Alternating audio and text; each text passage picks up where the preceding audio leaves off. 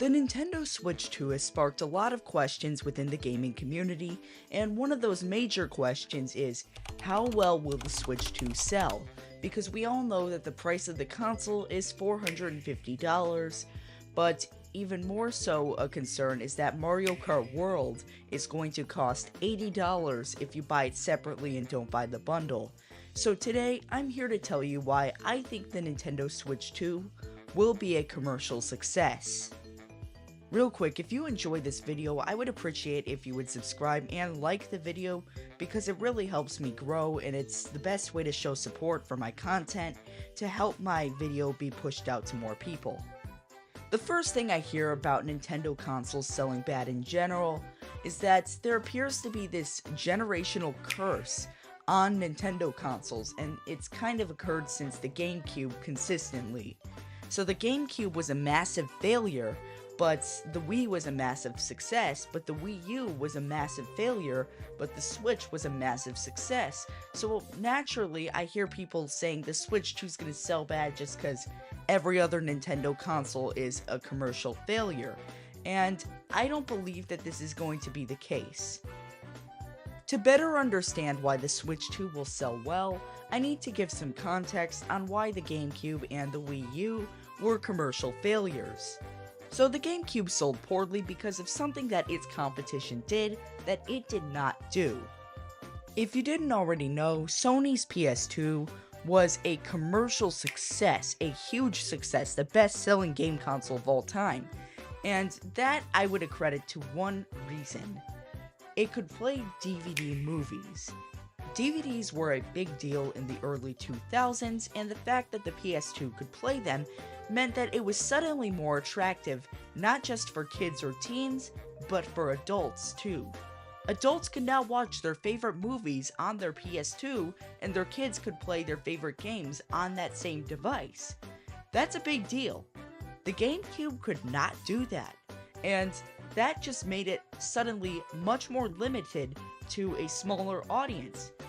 And the PS2 and the GameCube were directly competing, so if you had the choice between the GameCube or the PS2, most people picked the PS2.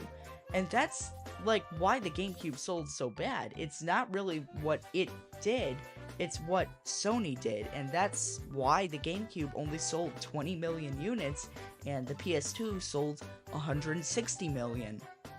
Now, there are certainly other reasons why the PS2 sold better and the GameCube sold worse, but I would say that the DVD situation is the main reason because it just attracted a lot more people, and then that affected how third parties made games, and it just kind of like stemmed from there.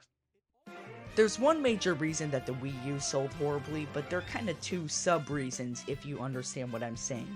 So the first sub-reason is that the name and how the console was shown off was not great at all.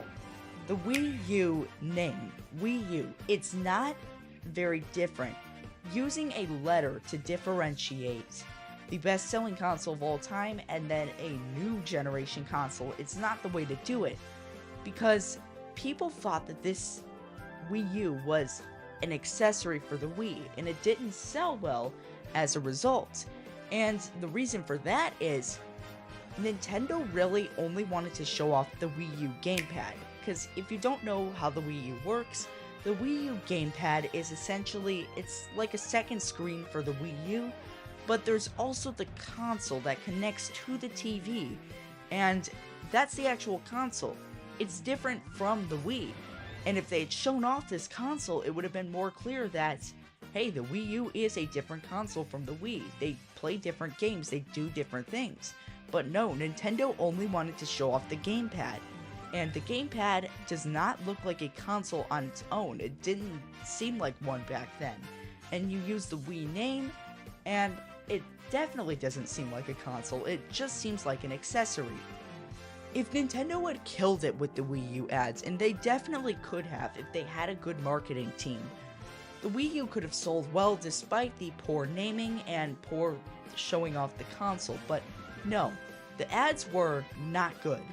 Because you could not think about the Wii U console without thinking about the people who were in the ads. They were just Disney Channel ads. They weren't good because they were super cringe. Everything that people said on those ads was cringe. It didn't make sense. It just sounded totally out of script and not something that somebody would actually say.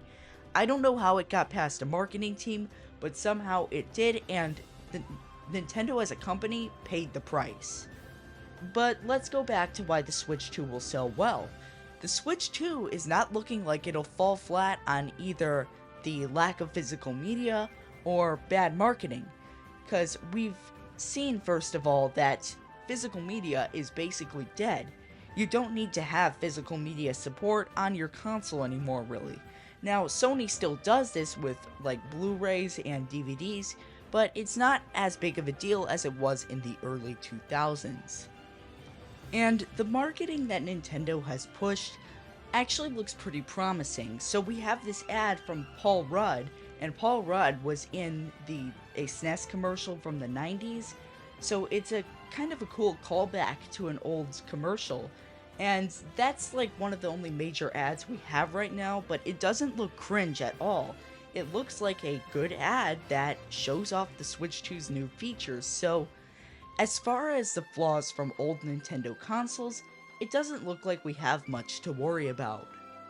So now that we figured out that any flaws of previous consoles are not really going to be an issue with the Switch 2, let's talk about one concern that may make people think that it's going to sell poorly. So unless you've been living under a rock since April 2nd, you probably know that Mario Kart World, which is going to be the Switch 2's AAA title, is going to cost $80, and this has sparked a lot of debate. A lot of people saying that they're going to boycott Nintendo, and let's be honest, they're probably not. And there are also a lot of people who are saying, like, you know, Mario Kart will be worth it. It's very mixed, but there's a lot of hate. It's kind of like an interesting time for gaming.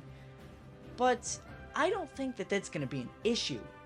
Because if you take a look at the console market, Microsoft just announced the other day that they're going to be raising the prices of all of their Xbox consoles, and I'm pretty sure it's this holiday season, they're going to start making their games $80. So Microsoft is doing it now, not that anybody buys Xbox anyway, but still, it's a competitor that's doing that, making Sony the only company who has not raised their prices at all. But I'm thinking with the PS6 generation, which is going to probably be sooner than we think, it's probably going to be within the next couple of years, it's going to raise prices too. So I think that Nintendo is probably safe from any pricing backlash because these other companies, first of all, are doing it, but second of all, I'm going to explain why Nintendo can raise their prices and people will still buy their games. But the Switch 2 is still going to sell well because people will still pay $80 for Mario Kart. And the thing is, people have already proven that they'll pay $85 for Mario Kart. I mean, you take a look at Mario Kart 8 Deluxe. It was a $60 game. It was on Wii U, and then they ported it over to Switch. Didn't lower the price at all. It was $60 on Switch. But then Nintendo announced DLC for Mario Kart. That cost $25. And the people who bought that already said, hey, we'll pay $85 for Mario Kart. People didn't complain then. So, you know, I think that $80 for Mario Kart is still something that most people will buy. It's a fun game, people enjoy it, and most of these boycotters who are saying that they're going to boycott Switch 2, let's be honest, they aren't. Most people talk the talk, but they don't walk the walk. They'll say these things to get good online, but then they'll actually go out and buy the console and buy the game. So I'm not concerned that the Switch 2 will sell poorly because I think it's going to sell well. I can't think of a reason why it's going to sell bad because the games, even though they are a little more expensive, and yes, it is a bit greedy for Nintendo to do that, I will admit. I'm a Nintendo YouTuber, but I will say that I do think it's greedy for Nintendo to raise the prices. I'm not sure how much it costs to develop Mario Kart World, but my point being is that people will still buy the games. And you got DK Bonanza, which is going to be $70, and I think the reason for that is it's just not a proven IP. Mario Kart will sell, but DK might not as much. So I think Nintendo can get away with this. And whether you agree that that's a good thing or not, you know, Switch 2 will probably still sell well because I don't think the marketing looks bad right now. And there's certainly not any hardware issues that are going to stop it from selling well. But as far as the Switch 2 goes, I can still see it selling 100 million units. Because I don't see any marketing flaws. It's only the pricing, but I still think that it's going to sell well because it is a follow-up to Nintendo's best-selling console, at least best-selling home console ever. And that branding is valuable and people will still buy it. Nintendo has proven themselves is basically the principle of this whole situation, and people will still pay $80 for their games. So I can see this selling 100 million units at least. I'm not saying it's going to sell as well as the Switch, because I don't think it will. But I still see the Switch 2 selling well. And that's really all I have to say on the Switch 2 today. Do you think that the Switch 2 won't sell well despite its marketing looking pretty good? Let me know in the comments, and please don't forget to subscribe and like this video if you enjoyed it. It really helps my video. But anyway, thanks for watching and have a great day.